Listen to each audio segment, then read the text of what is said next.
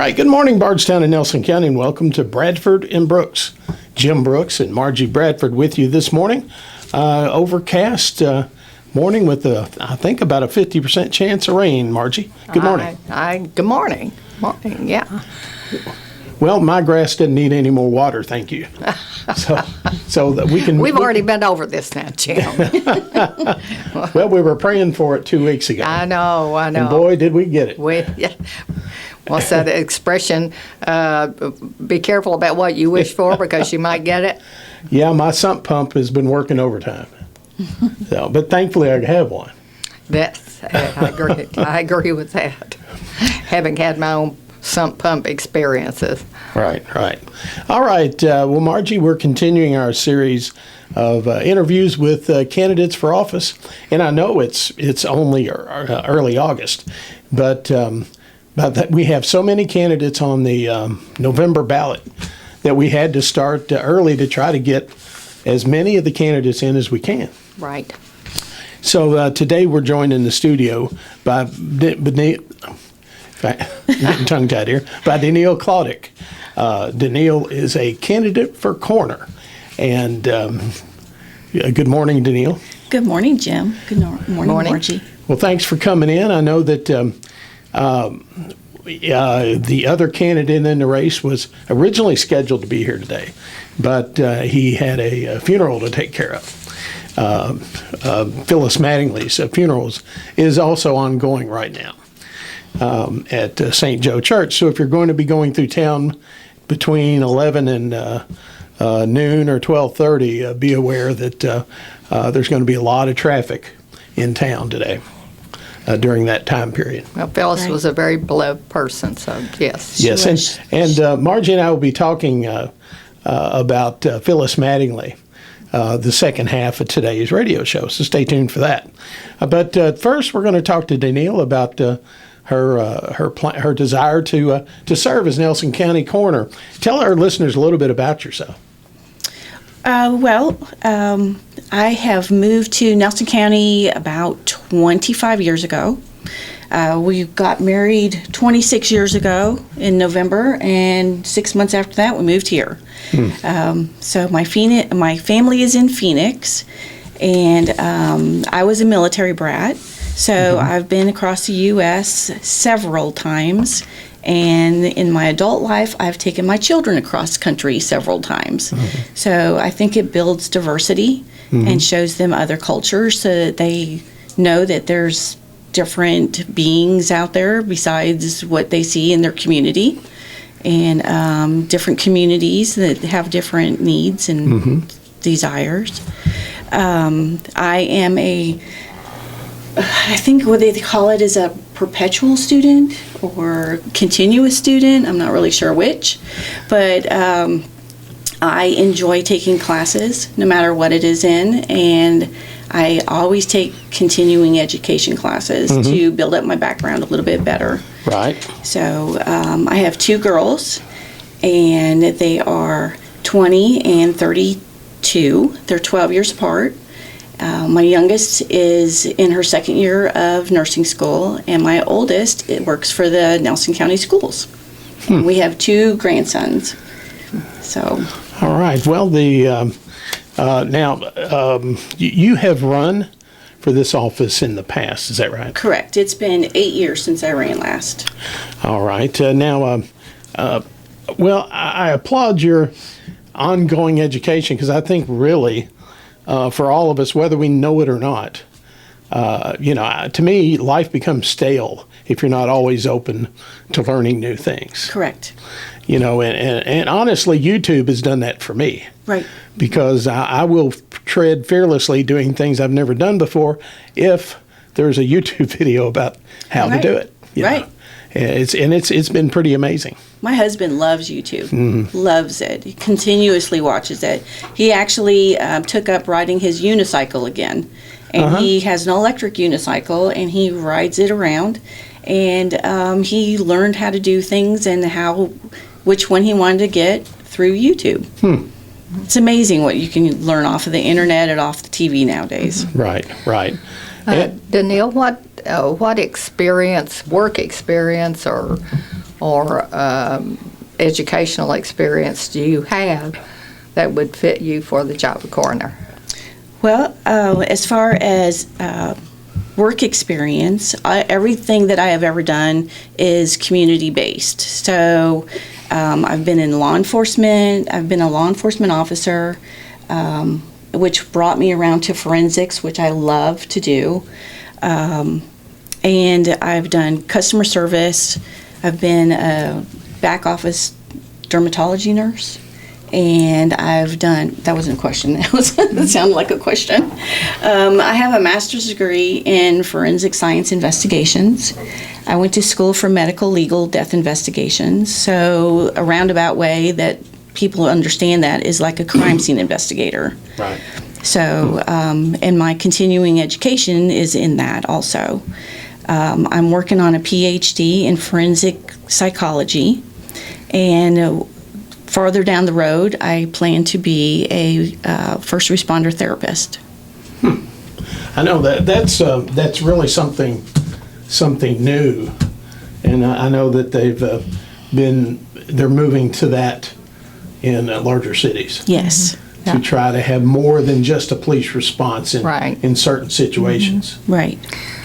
But here in Nelson County, your main primary job will be going to accidents. Correct. And collecting dead bodies of people and storing them until they could go to where they're supposed to be going and notifying the families. Correct. Can you do that? Well, I have spoken with EMS, and they are welcoming the opportunity to transport for me. The funeral homes are the places where we have the ability to store the bodies. If they need to be examined by the medical examiner, then they will go to Louisville.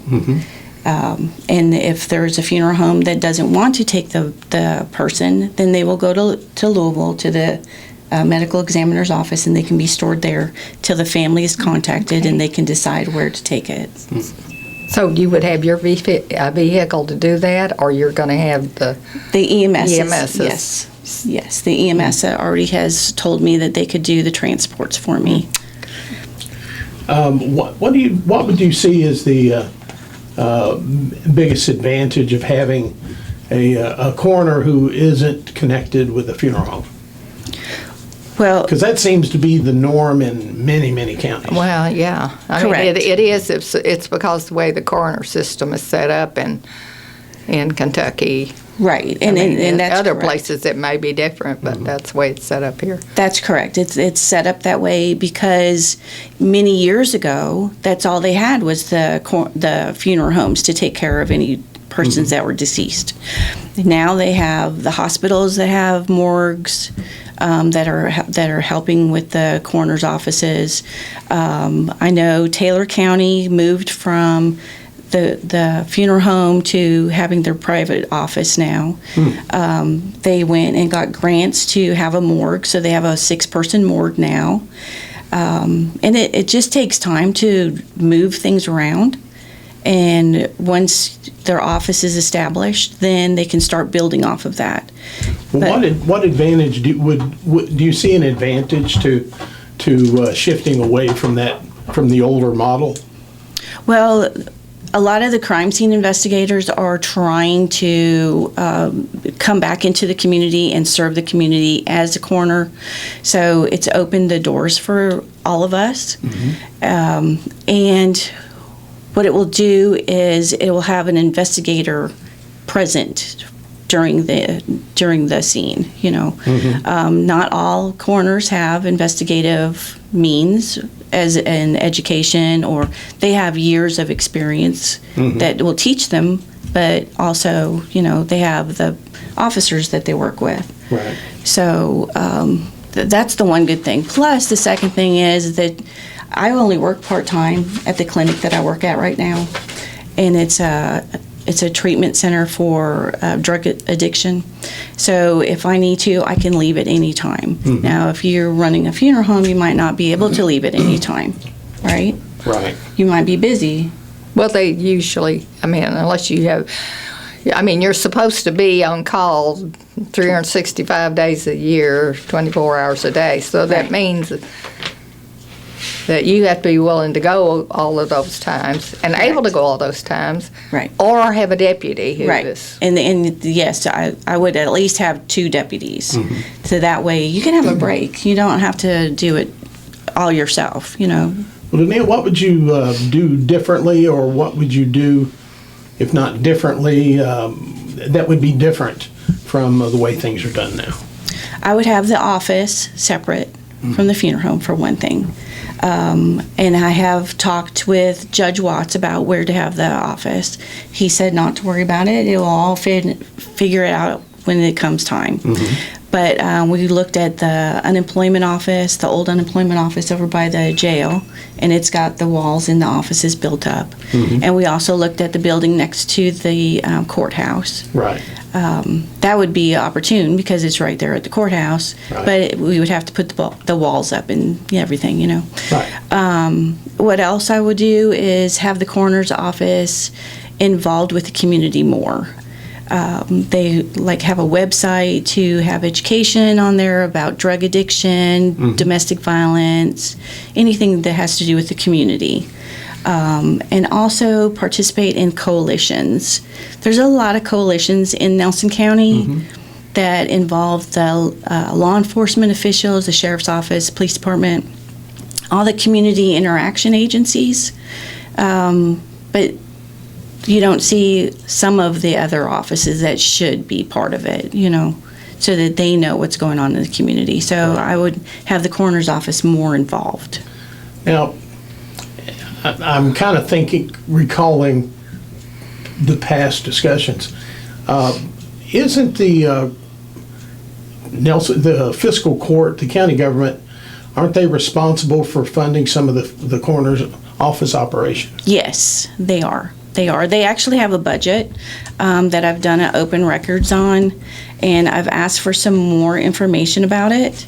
But they have a pretty good little budget set up, and they cover all of the expenses, the salaries, the autopsy services, supplies, training. So, the education part of it, any dues or membership.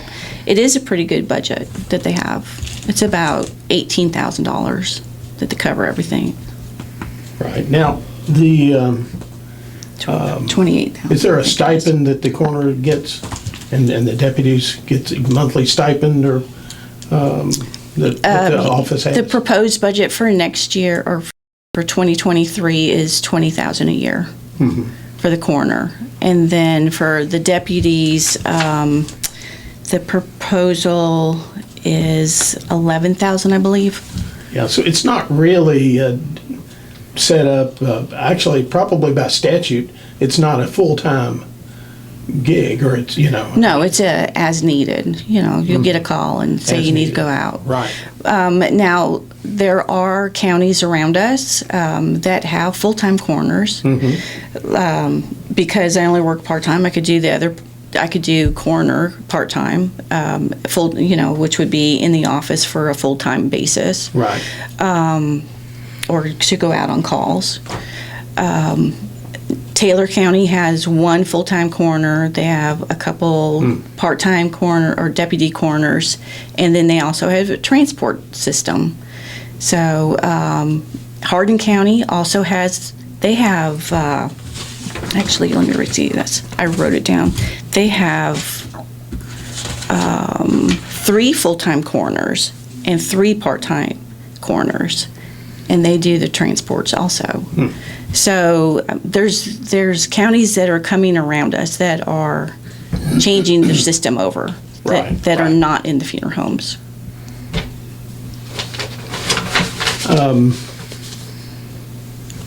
Well, with the new judge executive and possibly a mostly new fiscal court coming in, what would you see your role as far as budgeting and trying to live within that budget? Does the fiscal should the As far as I know, the fiscal court doesn't provide any sort of vehicle. Correct. They may pay mileage. I think that's part of what this is mileage. Right.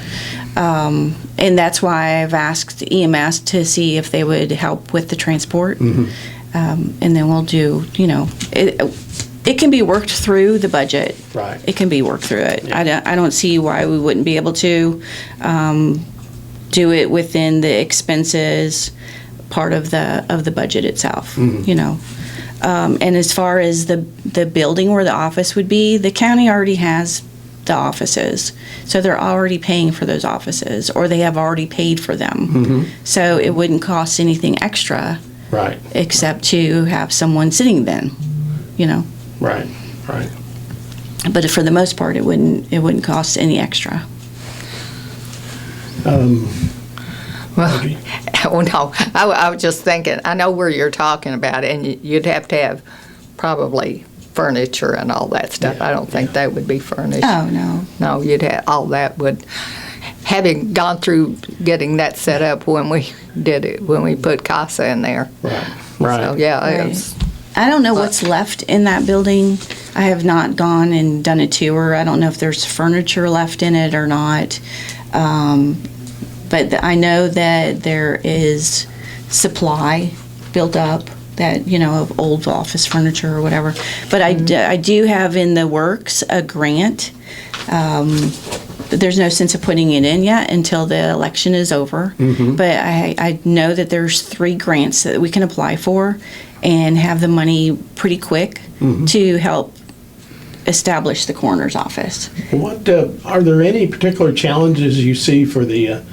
Of course, Nelson County's growth has been pretty steady. We're not the, and of course, I know you can look back in the time you've been here how much our community has changed. It has grown a lot. Are there any particular challenges you see facing the coroner's office? As a community grows. It just needs to stay up with the community, basically. It needs to be able to provide the growth needed to serve Nelson County. And I don't know that it isn't that it isn't meeting that need. But from what I can see from surrounding counties, that it just needs to grow.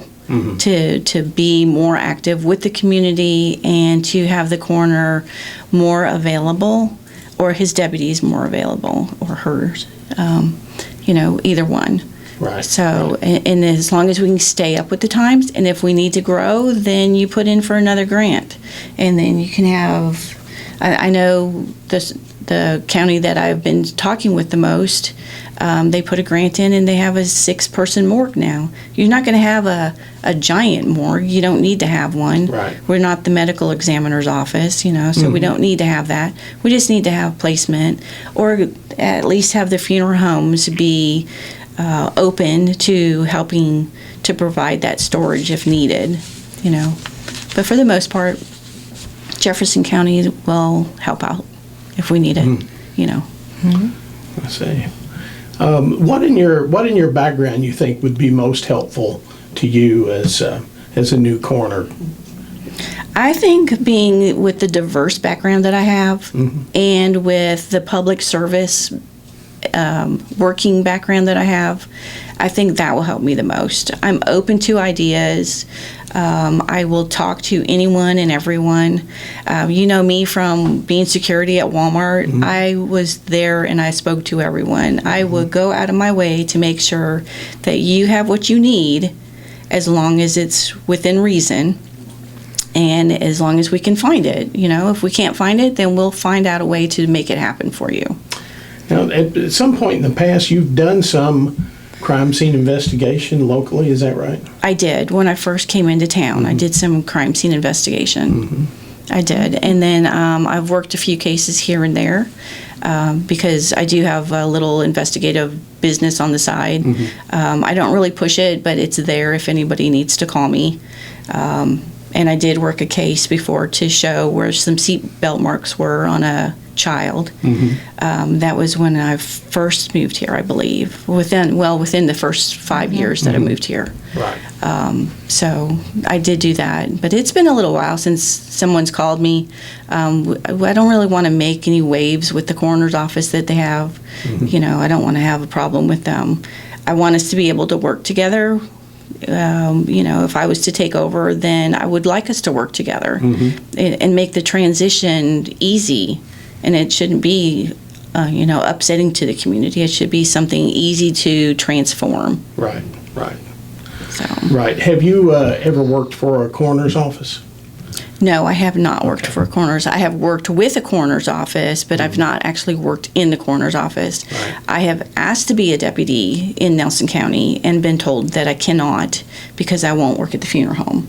So I just don't have a desire to work at a funeral home. It's nothing bad against a funeral home. I just don't have that desire. But I have asked several times. I asked Sonny and I have asked Field. And unless I was wanting to work in the funeral home, I couldn't do it. So, Well, I know in years past there's been questions raised, about, and not just in Nelson County, but I think in every county where the coroner is a funeral director, do they direct their business to themselves? And I know that Field says he absolutely does not. But I think that comes up ever so often, I think, in just about every county. Right. Just that question, because it seems like it could be. right, it's possible. And it's never been said that Field does or he doesn't. Right. I know he strongly says that he doesn't, and that's great. Yeah. That's really great. There are some counties that do.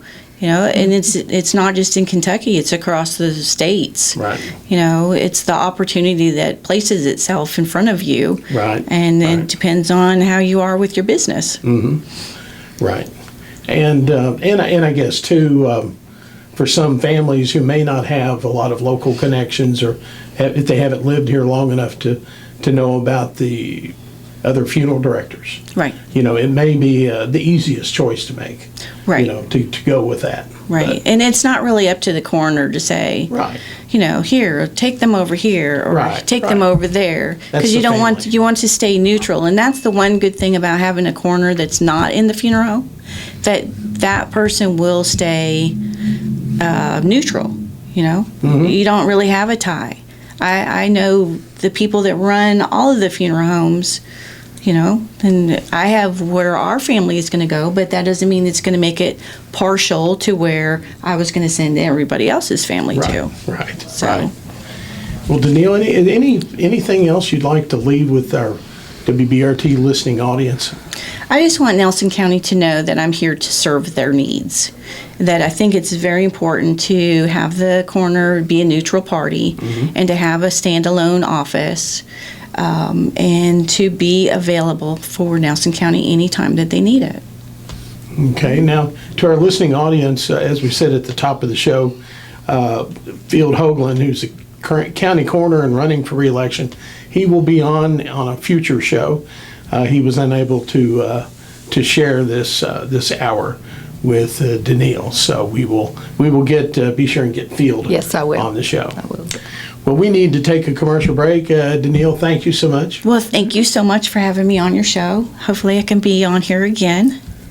Well, It's been a pleasure. Well, we look forward to November, and I'm sure you're going to be busy until then. Probably. I'll be out knocking on doors, and you'll see me around Bardstown. I'll try to make some events that would seem important that, I can be out and around with the public, and I'm very surely going to be at the craft fair. I'll definitely be there because, I'm a big crafter, so Yeah. that's a big deal. All right. Well, Danielle, thanks again. And we need to take you this so commercial break.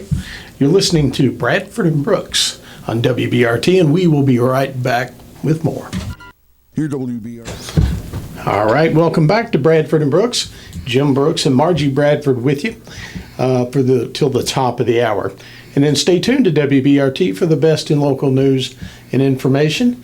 Bradford and Brooks is brought to you by Springview Hospital in Lebanon. We appreciate their sponsorship. All right, well, Margie, we're, I guess this hour is Phyllis Mattingly's funeral mass began at 11. Yes, it is. And this is probably one of the, you were at visitation early yesterday? Yes. Right? I'm sure that they've had one of their largest crowds ever at Hoagland Greenville Funeral Home. I'm sure they did. Phyllis remains as popular as she ever was, and she certainly was popular in Nelson County. I mean, she was county clerk.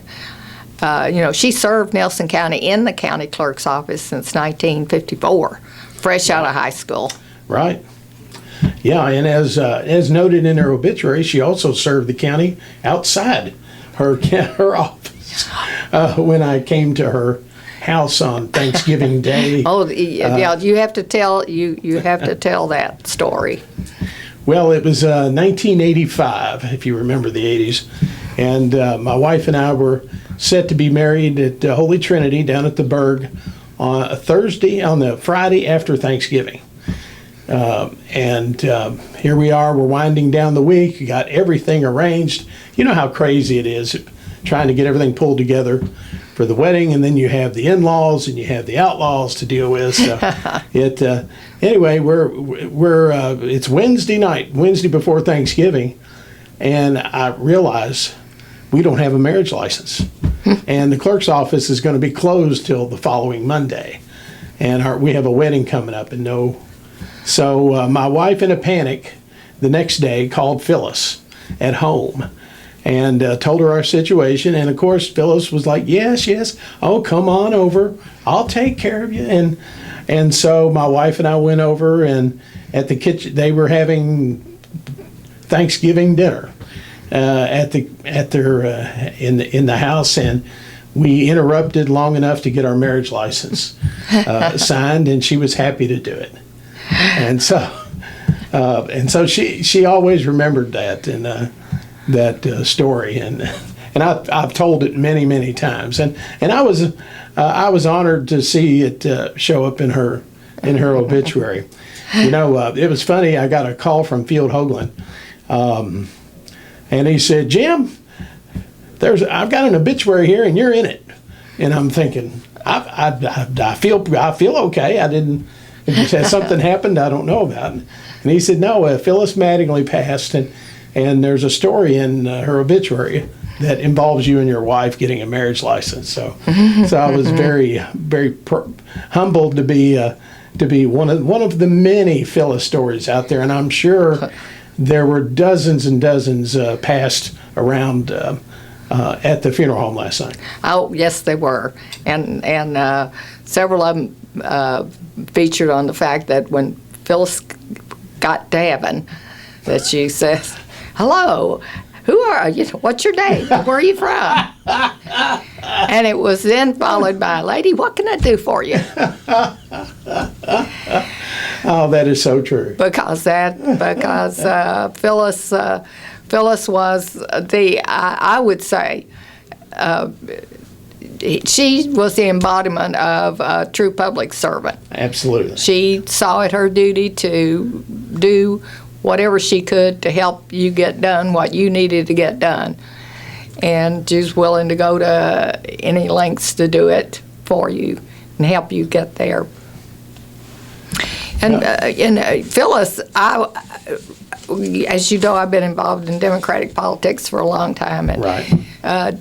Phyllis was a loyal Democratic member. Mm-hmm. I mean, she was a member of the Democratic Women's Club, and has been a member ever since we started. This club restarted in 1980, and she served as president a couple of years, and wouldn't serve anymore after that. But she served as secretary treasurer, and was, so she was, was very involved that way. But she was not a political person. Right. She just did her civic duty in being involved politically. for several years, my brother and I ended up swapping vehicles several times, and he and I would show up in the county clerk's office, and she said, "Oh my gracious, it's the Brooks brothers! What kind of mischief are you two up to now?" You know, because and I think either me or my brother, we got a couple of the first amateur radio license plates, and nobody knew anything. I don't know that they'd issued one, or if it had, it had been a very long time. So she had to call Frankfurt to make sure everything it was copacetic. So anyway, she helped us get that done, and just so many times. And she was such a wealth of information. Oh, absolutely. I mean, she knew everybody in Frankfurt. Yeah. I mean, all she had to do was pick up the phone. She really, talk about having contacts. Phyllis had contacts. Yes, she did. Yes, she did. And I mean, the citizens in Nelson County really benefited from her years of service because she helped that office run smoothly by all that she knew. And I mean, she trained everybody well in her office. Right. I mean, she set the standard. Right. Well, service. I mean, I said she started working there in 1954. And, of course, she was working as a deputy that whole time. And then in 1970, she was appointed as acting county clerk. And then the next election. And then the next regular election, and she was elected and kept being reelected every 4 years. I don't know if I don't remember an election when she had opposition. I'm sure there may have been She had, one. I think, twice. Twice? Okay. But whoever ran against her lost so badly that the common advice was don't run against. You can run against anybody you want to, but don't run against Phyllis Mattingly because you're going to lose. Right.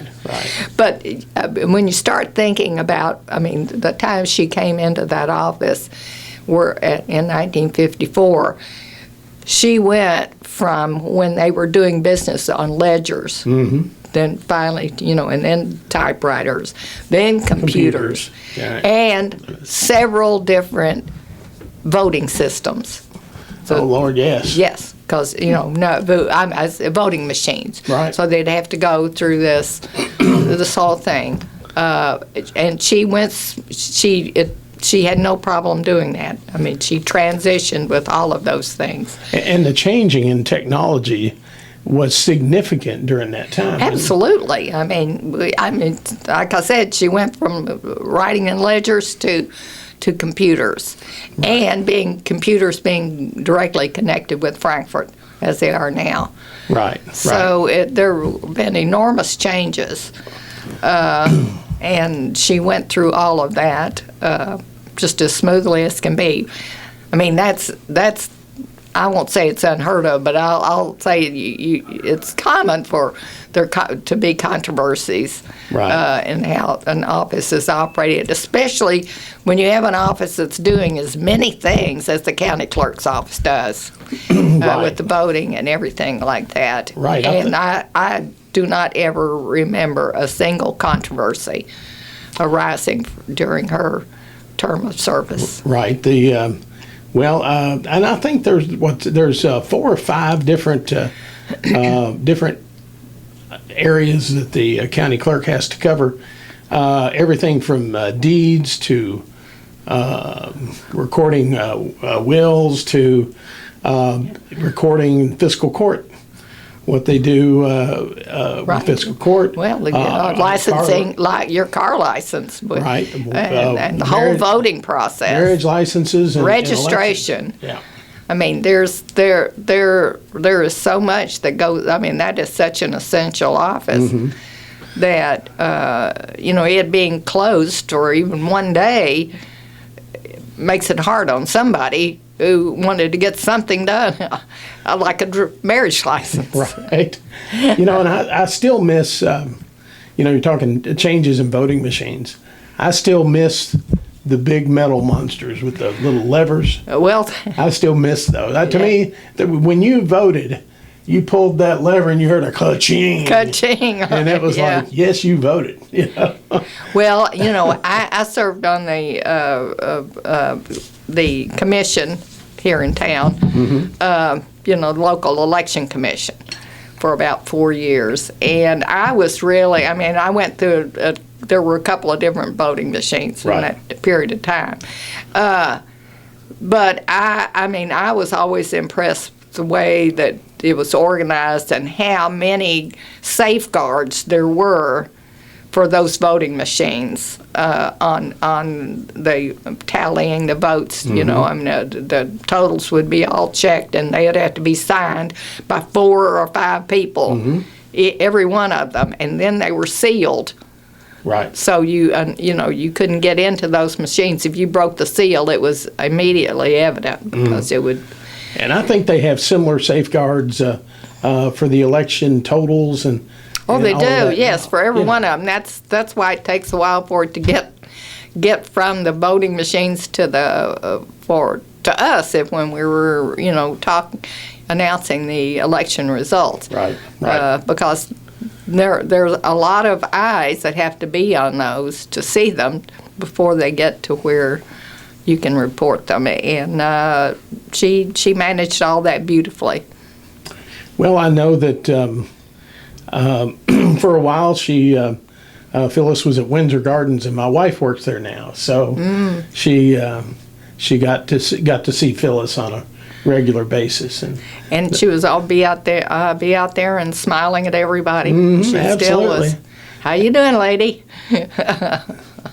Absolutely. So anyway, she'll be missed, but she left a tremendous legacy of public service, and really, if you think about our county clerk's office, I think that that legacy of service, I think we still see that in our office today, and I think that still goes back to the standards that she set. I do too. And you have to remember that when she started running for office, there weren't that many women officials. That's right. Because there were a lot of men serving as county clerks. Oh yeah. And so she was a trailblazer, so to speak. And because she was so good at her job, she was good advertisement. Absolutely. Well, just a reminder, the funeral mass was at 11, and they will be proceeding to the St. Joseph Cemetery when the mass is done. And I'm sure that's going to be so if you're traveling through the middle of town, and I don't know when they're leaving church, but just be aware of the possibility of traffic may be held up for some time. So you may want to take another route that doesn't go through downtown. Right.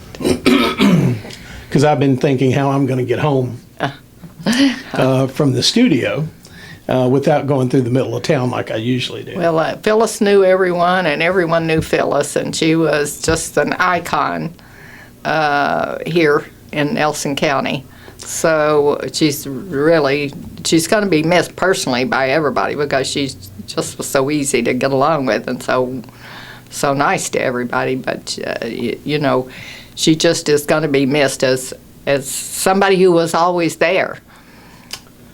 Absolutely. And anyway, but I think, like you said, I think the county clerk's office still benefits from her influence. Oh, I think so. It's been able to be run. She had people trained under her, and that made for continuity. Right.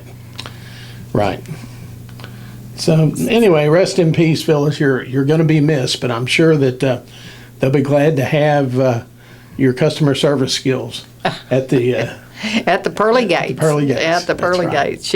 She'll be there greeting everybody. That's right. Well, Margie, we'll continue our series of interviews Yes. in the next several weeks. I believe. Is that right? Yes, yes. We will reschedule Field Hoagland for Friday because all the Wednesdays are scheduled. So we will have a special one for Right. him on a Friday, and that's to be determined. And then next week we have Brent Bray, who is a Democratic candidate for magistrate for District 4. Right, right. So, and then the next week after that will be John Snow. Right. So the Wednesdays are all full, and Right. we will reschedule Fields for as soon as I can get that done. Right, and John Snow is a Republican seeking to be the 5th District For Magistrate. 5th District. Because that seat is open since Eric Shelburne is pursuing Judge Executive. Yes. So we have everybody scheduled except school board candidates and city council Yeah. candidates. We're just not enough Wednesdays to That's right. accommodate everybody. That's right. And anyway, I look forward to talking to the candidates. And this is their opportunity to connect with you all, our listeners, and an opportunity for you to learn a little bit about the candidate. Well, it makes a difference. I mean, I learn something with every candidate that we have on here, something I didn't know about them that was, not necessarily common knowledge. Right. And it does make a difference. I mean, it gives you the opportunity to hear this person on their own terms, and answer questions that everybody has to answer, Right. pretty much. And we try to not ask necessarily the same questions, but similar questions with everyone. Right, right. Got to adjust for the office, of course.